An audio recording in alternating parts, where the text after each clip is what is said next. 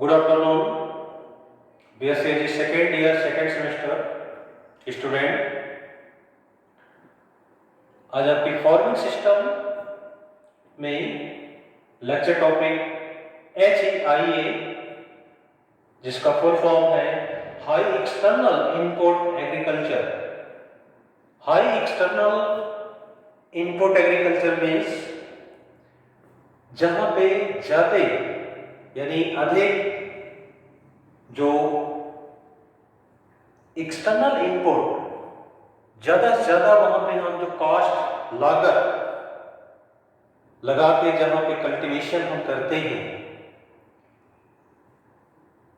उसको वहां पे HEIA के अंतर्गत आता है, high external input agriculture,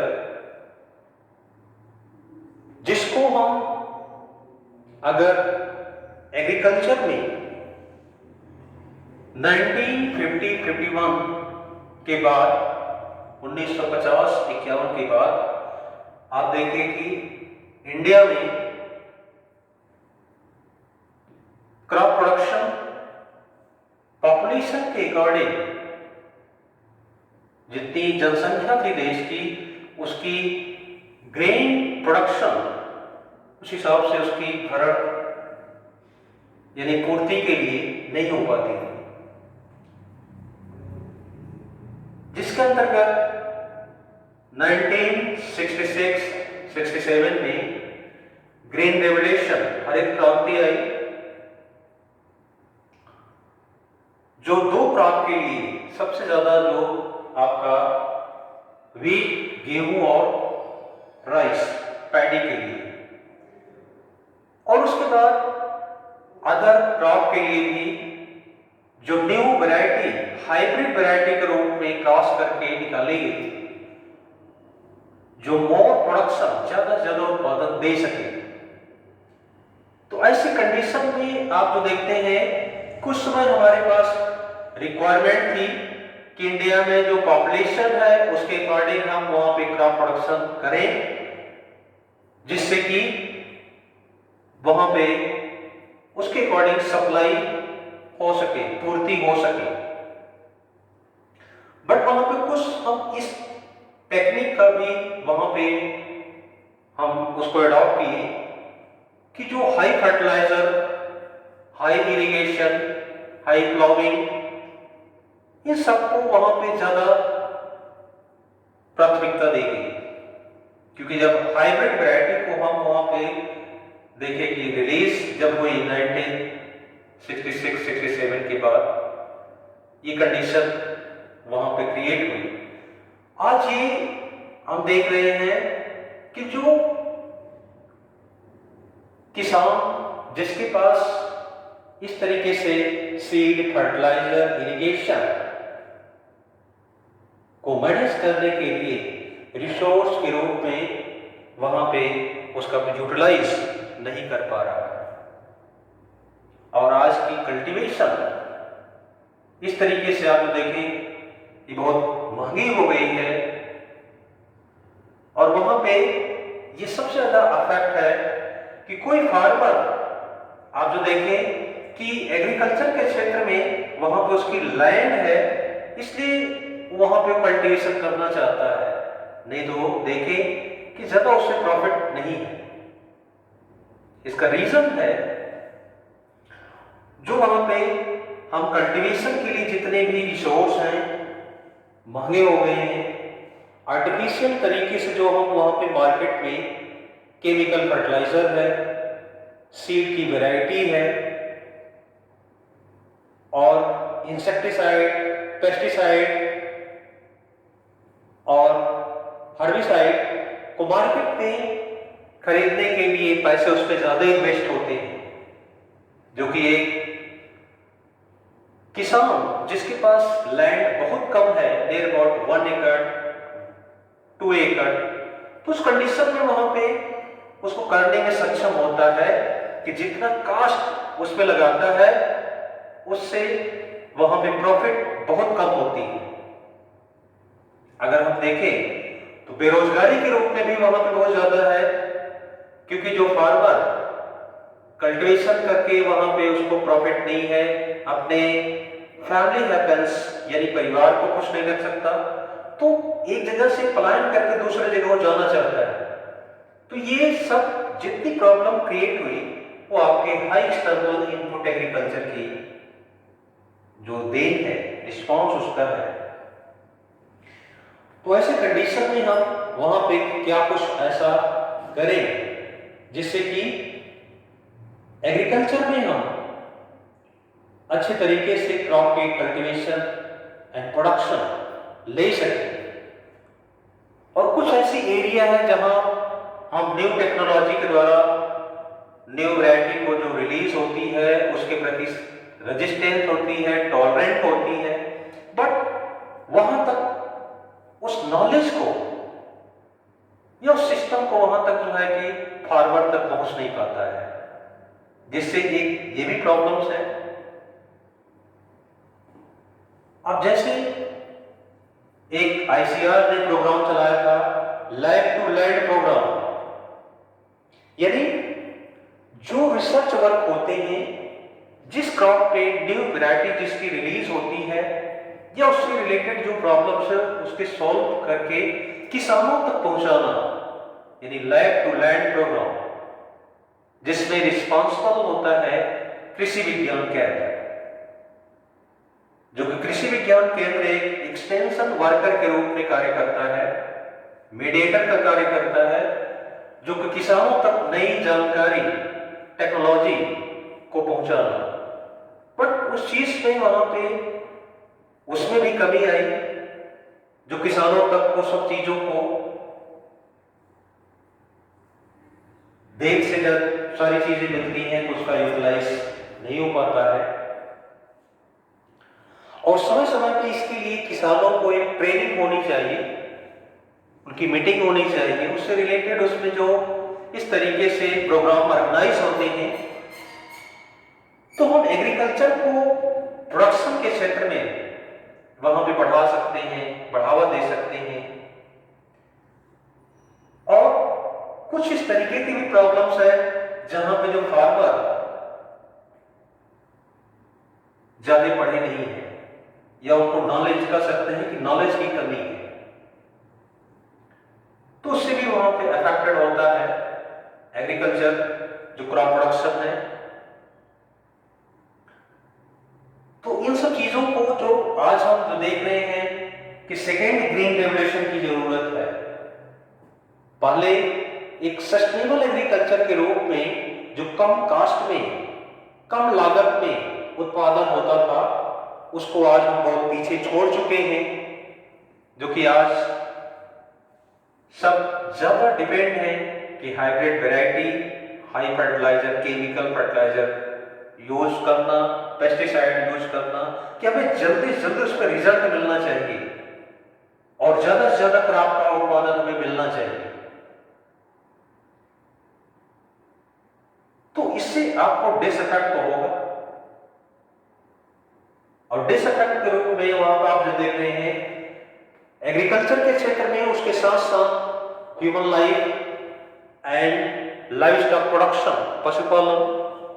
and जिस इन्वायरमेंट में हम रहते हैं उसको पूरा पॉल्यूट कर दिया गया है। और इस समय आपके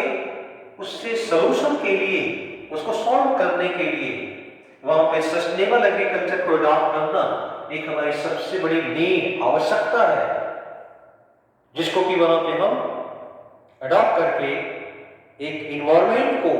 हम अच्छे तरीके से क्लीन, साफ सुथरा रख सकें, जिससे कि वहां पे हम एक खुले इन्वायरमेंट में हम ऑक्सीजन ले सकें। आज जो देख रहे हैं कार्बन डाइऑक्साइड की मात्रा बहुत ज्यादा हो जा रही है, ऑक्सीजन जो कि आप वहां पे कम हो रही है, तो इसका रीजन है। और उसके बाद ओजोन लेयर में होल होना, जो कि जितने भी गैसेस हैं, जो केमिकल्स जो उस पर इफेक्ट डालते हैं, सबसे ज्यादा गैसेस पे आपके जो कार्बन डाइऑक्साइड है, CFC है, जो हमारी आज की नीड आवश्यकता होगी कि मोटर वाहनों का सबसे ज्यादा वहां पे दोहन होना, जिससे कि उससे इंजन से जो CFC निकलते हैं वहां से क्लोरोफ्लोरोकार्बन, और जो हम घरों में जैसे फ्रिज है, जो भी इलेक्ट्रॉनिक चीज, तो बट इसका इन्वायरमेंट पे इफेक्ट पड़ेगा, जो कि एग्रीकल्चर पे भी का इनडायरेक्टली वहां पे और डायरेक्टली इफेक्ट होता है। तो जो उसके बारे में डिस्कस कर रहे हैं, तो आते हैं आपके जो फर्स्ट इसमें पॉइंट है कि fertile and problem less soil. ऐसी कंडीशन में वहां पे एक फर्टाइल सॉइल और प्रॉब्लम लेस सॉइल, जहां पे कोई प्रॉब्लम्स नहीं हो, जिससे कि आप जो देखते हैं acidic soil and alkaline soil, और उससे रिलेटेड आपको उसमें बहुत से ऐसे न्यूट्रिएंट जिसकी कमी,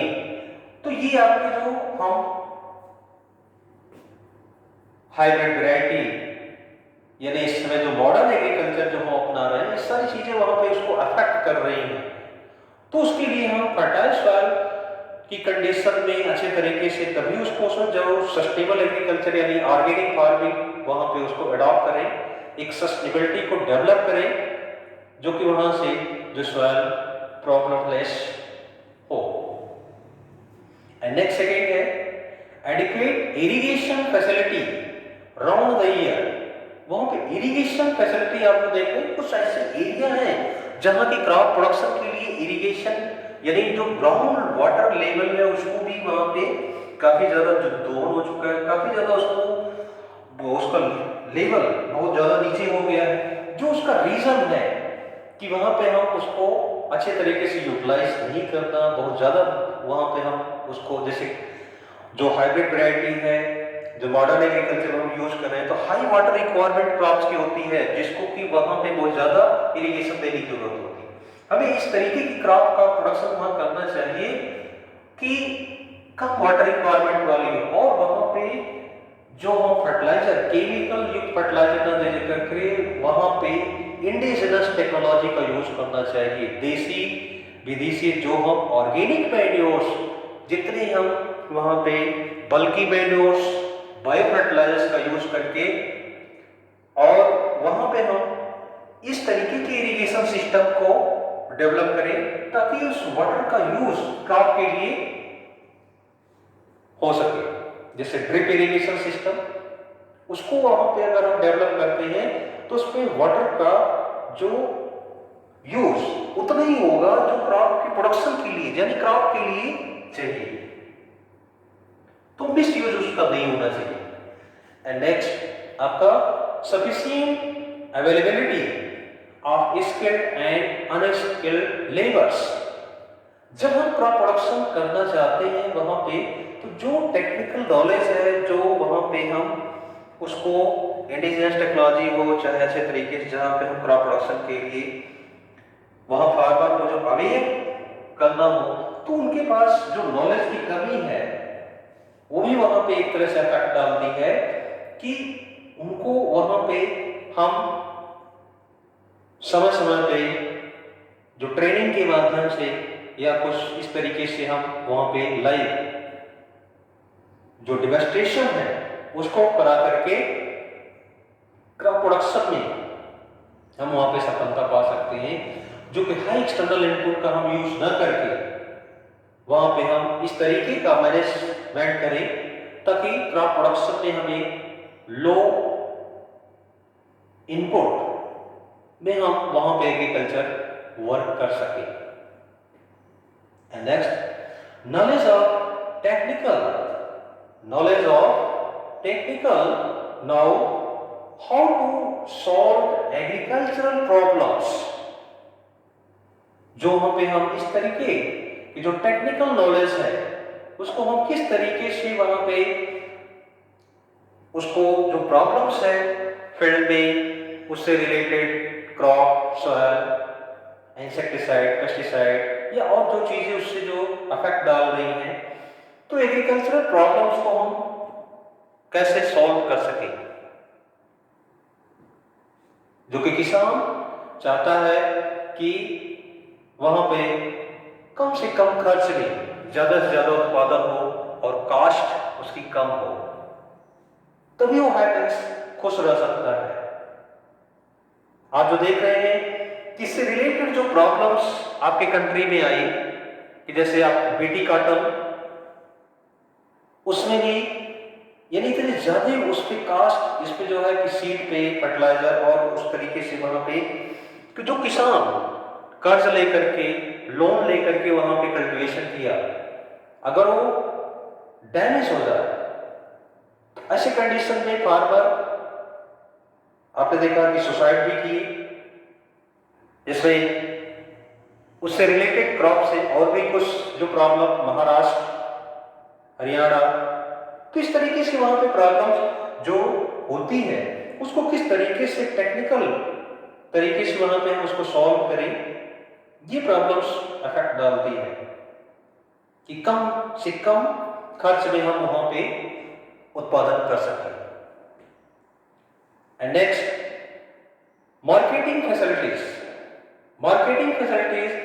and fixation of attractive price of agricultural produce। जब किसान यानी फार्मर अपने प्रोड्यूस को, अपने उत्पादन जो हुआ है क्रॉप का, उसको मार्केट में ले जाकर के सेल करने के लिए वहां जाता है, तो उसकी वैल्यू, कीमत वहां पे अच्छी नहीं होती, और उसके साथ साथ उस प्रोड्यूस को मार्केट में कहां बेचे, कहां सेल करें, और उसको अच्छे तरीके से मैनेज करने के लिए जो ग्रेडिंग सिस्टम होनी चाहिए, तो ये सब वहां पे उसकी अभाव है, जो कि उसको अगर वो वहां पे अपनाता है, अडॉप्ट करता है, तो उसके लिए जितने आपके जो वहां पे एक्सपेंसेस हैं, जो खर्च आएंगे, उसको अफोर्ड नहीं कर सकता, उसको वहन नहीं कर सकता। तो इस तरीके से हम वहां पे देखते हैं कि मार्केटिंग फैसिलिटीज नहीं है। कुछ ऐसे फार्मर है जो कि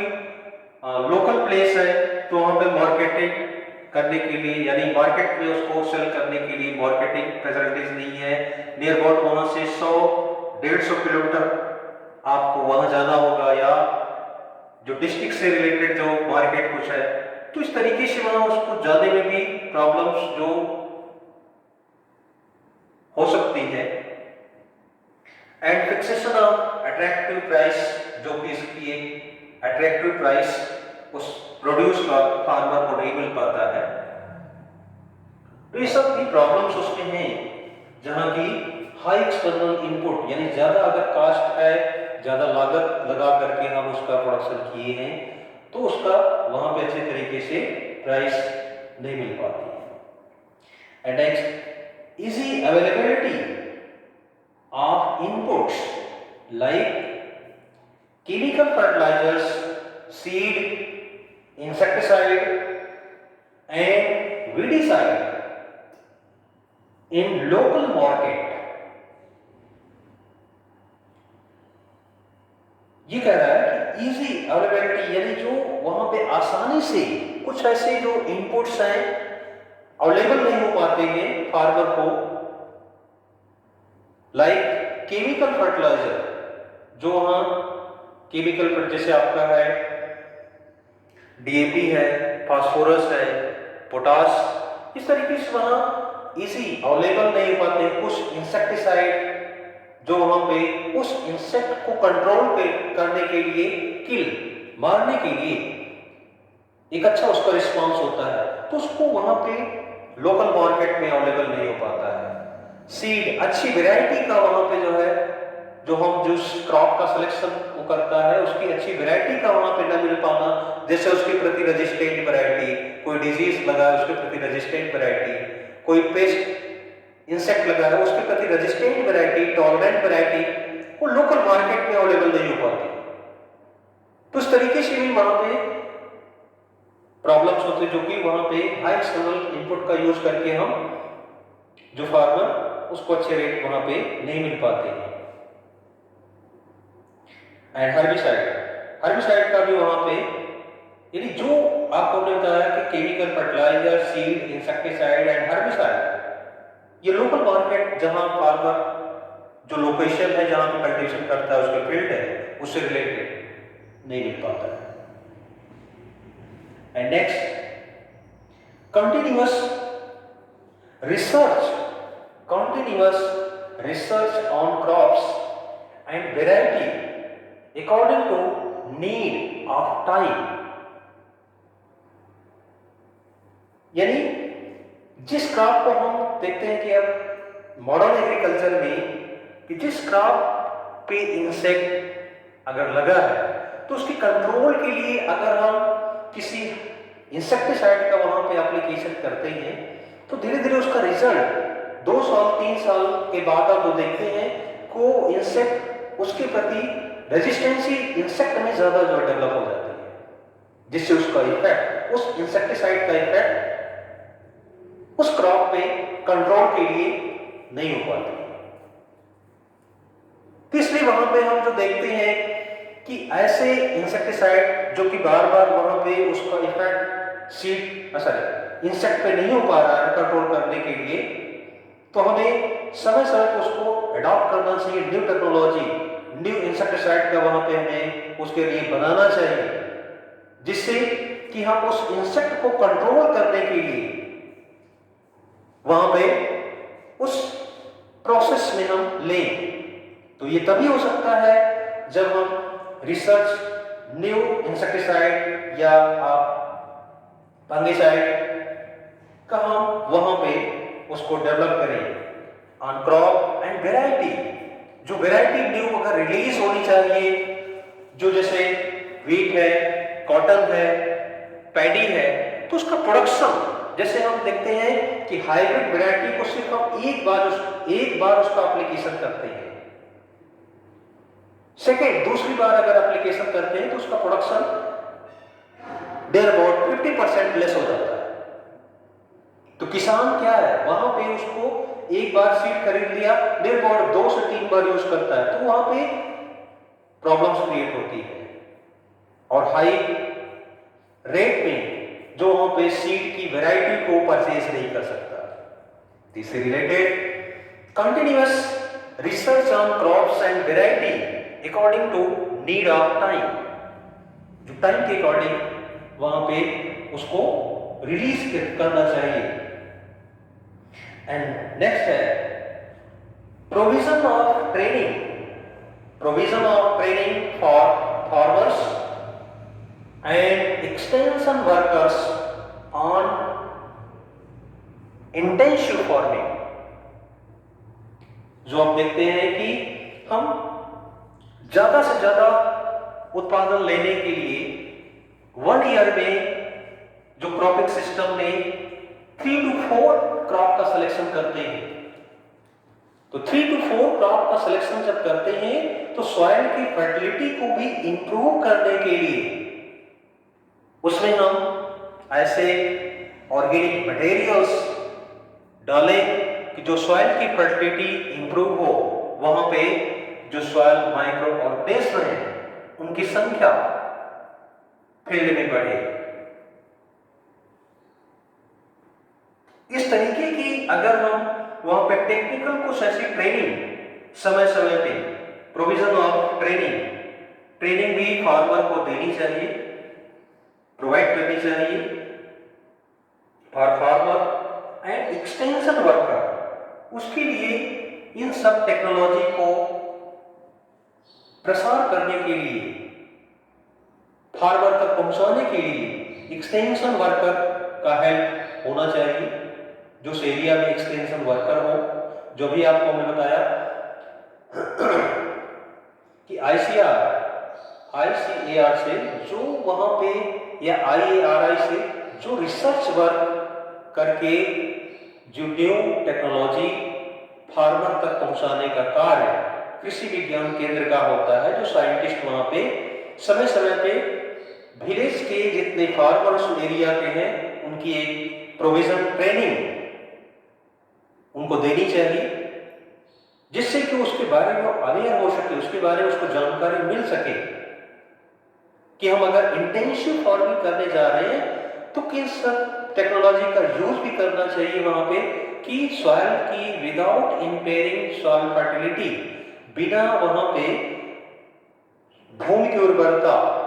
ह्रास में हम साल में यानी 1 ईयर में 3 to 4 क्रॉप को आसानी से ले सकते हैं। तो ये आपका कि वहां पे हम हाई एक्सटर्नल इनपुट का यूज करके हम प्रोडक्शन ज्यादा से ज्यादा ले सकें, बट वहां पे हार्मफुल इफेक्ट भी नहीं होना चाहिए।